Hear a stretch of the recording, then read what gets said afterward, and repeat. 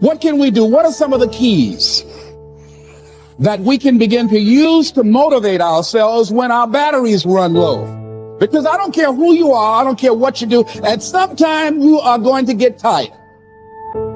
At some time you're going to get in a rut. Seem like nothing you do works out right.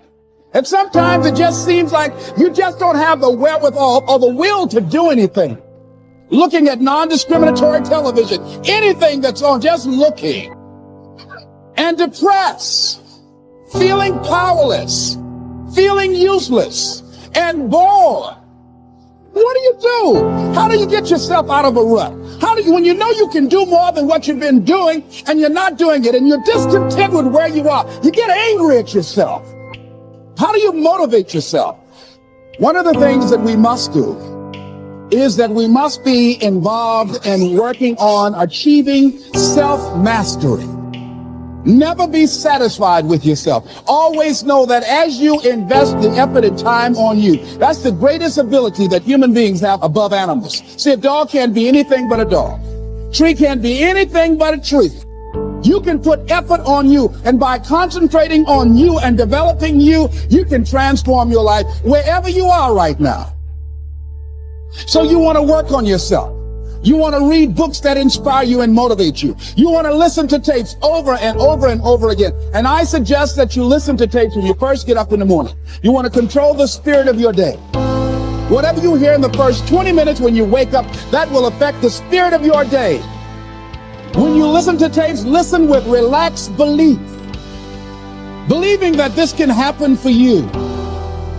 And by listening to them, listen to them over and over and over again, and you will get a breakthrough. You can listen to the same tape for months, and all of a sudden, you hear something you never heard before. It'll have a special meaning for you. So you want to be involved in developing yourself. Most people won't do that. Most people won't take that kind of effort and invest that kind of energy in themselves, because they will fall prey to that conversation within. Oh, don't do that. You don't have time. You're too busy. You're too caught up in the rat race. You begin to work towards self-mastery, and you will begin to see it reflect itself in all the dimensions of your life, your mental life, your physical life, your social life, in your relationships, your monetary life. So concentrate on developing yourself. Because if you don't, I guarantee you that you will make a settlement. And most people have.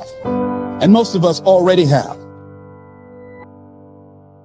What kind of settlement have you made with your life?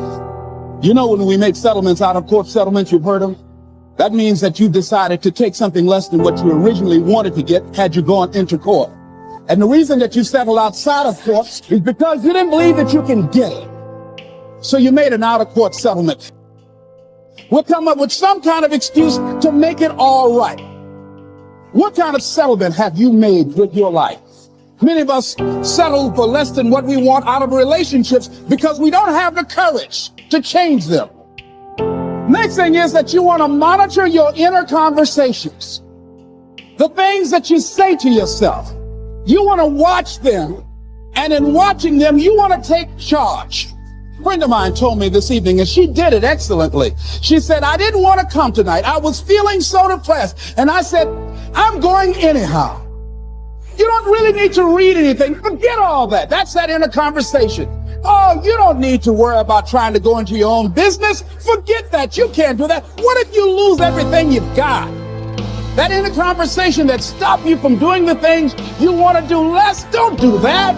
How can you possibly think about being a motivational speaker? You remember that time you got up before some people and you panicked? You stood up and your mind sat down? Don't you remember? And I said, yes. And then I said, shut up. So you got to learn to stand up to yourself inside yourself. And short circuit, override that conversation that's always going on. 85% of what that conversation will tell you is negative. So you've got to watch that conversation. And when you find it going on, you've got to stand up to it and say, I'm going to do this anyhow.